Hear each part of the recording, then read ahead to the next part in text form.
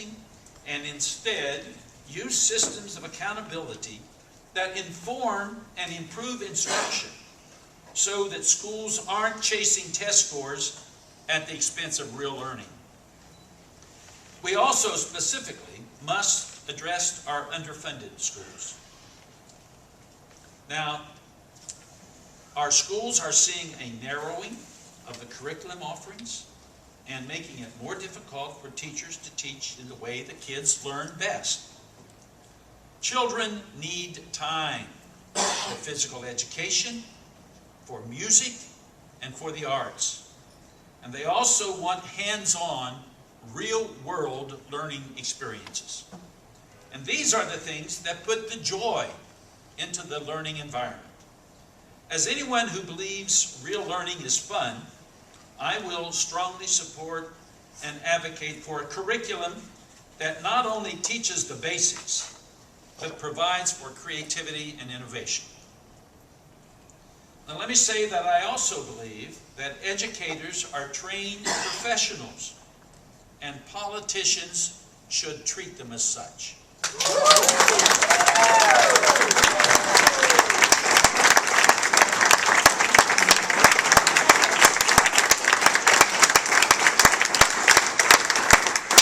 I thought you would like to hear that.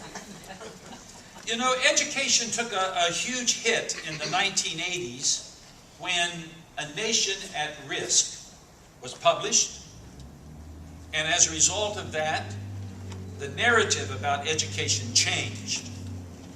And that's when the national vision to give all children an equal opportunity to an adequate education changed to reaching the position of #1 in the world on international achievement tests.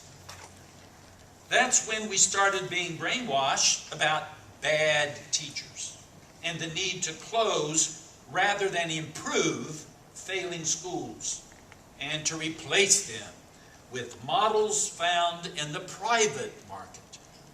Finally, after nearly 35 years, teachers are beginning to recognize that from the day of that report to this, they have been set up to fail.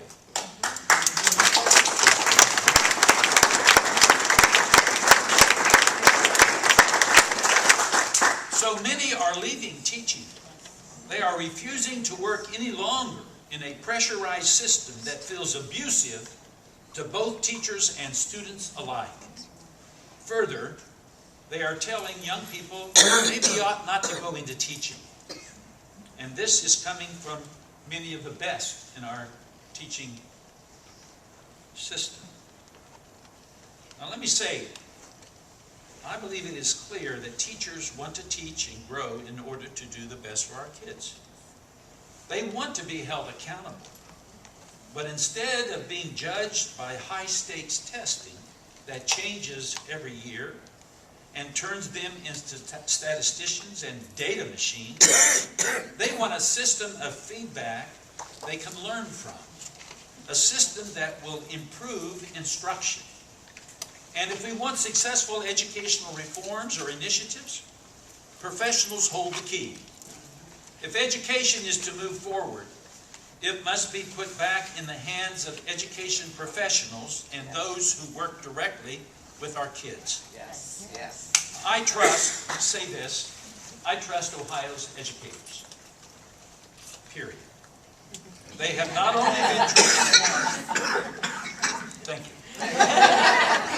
They have not only been trained at colleges and universities, but they are required to constantly continue that education and training throughout their careers. That is why I believe politicians should respect teachers and let them do their jobs. They know how to teach our kids a lot better than bureaucrats in Washington, D.C.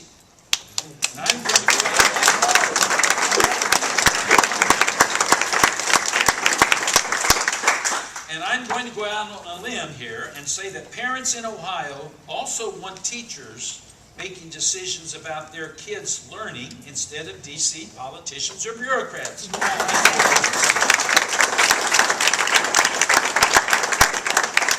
We should listen to the best educators and then let them lead the way.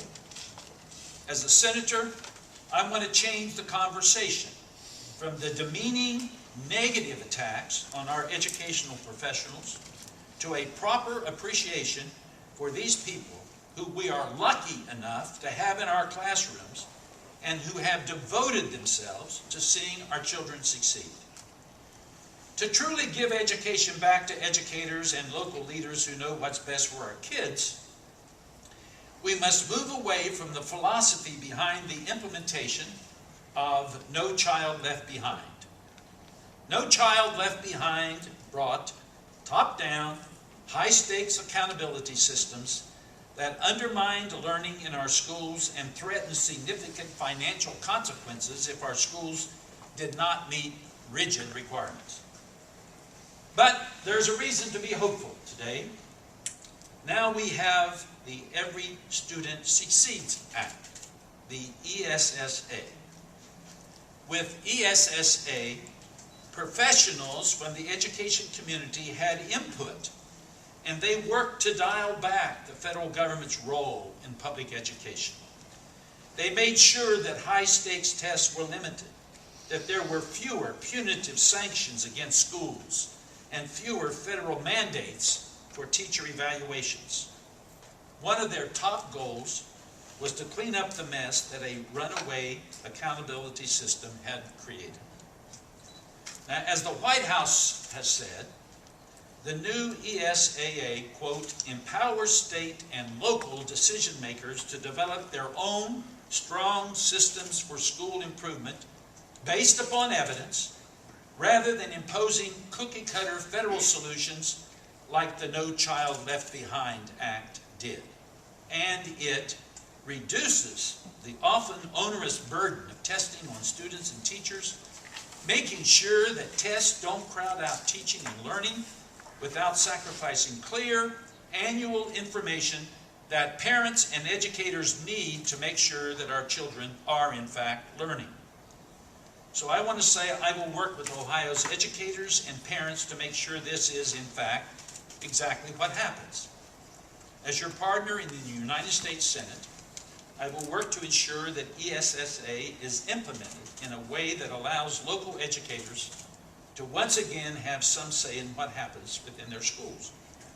And we really do have a lot to look forward to as partners in the future as we get to build on and continue to improve our public education system. I also want to thank you for being my partner in standing soldier to soldier with me in the past. Together we've accomplished a lot for public education, and I know together we can accomplish more. And finally, I want to take a moment to acknowledge the educators in this room for what you do every day.